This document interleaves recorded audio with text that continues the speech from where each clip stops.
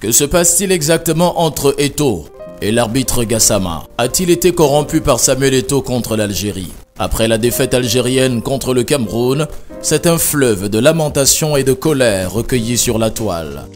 De jour comme de nuit, les Algériens, inconsolables, ont lancé une campagne de dénonciation sur les réseaux sociaux. Ils accusent Samuel Eto'o, le président de la Fédération camerounaise de football, d'avoir corrompu l'arbitre gambien Bakary Gassama pour qu'il fasse basculer le jeu en faveur du Cameroun et éloigner l'Algérie du Qatar 2022.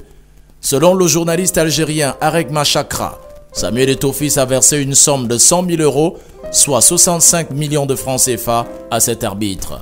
Il soutient que la rencontre de l'ancien capitaine des Lions indomptables du Cameroun avec l'arbitre gambien a eu lieu à Paris où les soldes ont été effectués. Plusieurs autres journalistes algériens évoquent plutôt une rencontre mystérieuse qui a eu lieu dans un hôtel en Algérie où le Pichichi a versé, disent-ils, la somme de 40 000 euros à Papa Gassama. D'autres disent qu'Eto'o et Gassama se seraient rencontrés plutôt au Cameroun lors du match aller. De contradiction en contradiction, les Algériens multiplient, mais sans le prouver, la théorie du complot Eto'o-Gassama contre leur pays. Certains ont même quitté le champ du ballon pour entrer dans la scène politique en proférant des menaces et injures contre les Camerounais. Que s'est-il donc passé avant cette rencontre de Blida? Une rencontre qui bat les records des fake news du foot depuis la qualification camerounaise.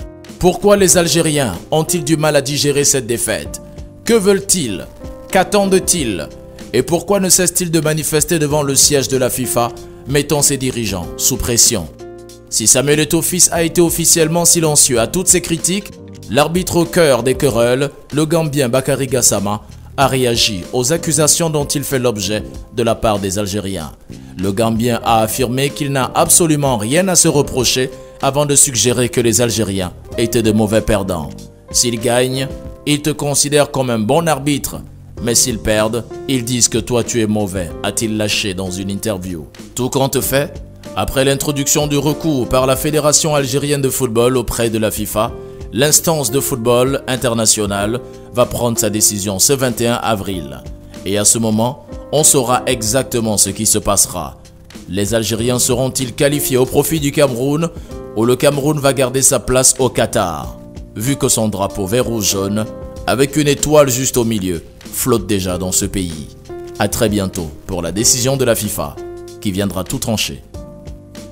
Merci de vous abonner à notre chaîne Premium Télévision pour ne rien rater des infos tout azimut, actualités sociopolitiques, culturelles et sportives du 237, du continent et du monde. À bientôt.